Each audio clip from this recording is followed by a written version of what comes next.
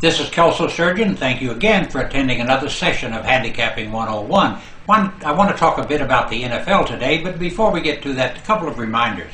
First of all, on Saturday I'm releasing my biggest college football play of the season, my 200-unit college football game of the year, and I intend to win it in blowout fashion. This game grades out with a 100% chance to win straight up, a 95% chance to cover the number. You don't want to miss it. It'll be available on this site beginning at 12 noon on Friday. Also available at that time at my office, 1-800-755-2255. I've been on a big run in college football. I'm set up for this game. You don't want to miss it. Once again, available on this site and toll-free at 1-800-755-2255.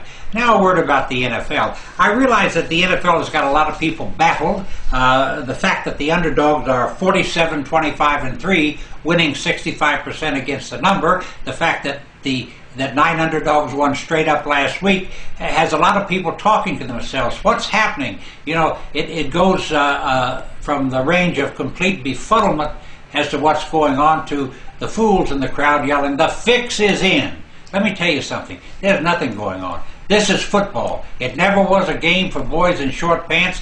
Right now, underdogs happen to be carrying the day. How long that goes on remains to be seen, but there's nothing happening. The underdogs just are covering the number right now. It's football as usual. And now let's talk about the NFL and how some teams are beginning to break down. You know, I've always been of the opinion that a team breaks down in its ability to perform in direct relationship to the number of injuries that it has. And that brings me to the Green Bay Packers, who are home this week to the Miami Dolphins. You know, I just wonder if the Green Bay Packers aren't reaching the breaking point. First of all, they're without their starting running back, lost to the season before it ever began. This week, Aaron Rodgers probably will not play at quarterback. Took a real hit in that loss to Washington last week, had a severe concussion, and has really not practiced this week. If he can't play, he's going to be replaced by Matt Moore, a 3-year player out of LSU who has not played a single down this season and who has thrown but 17 passes in his entire career. This is a team in the state of decline, but that's not all.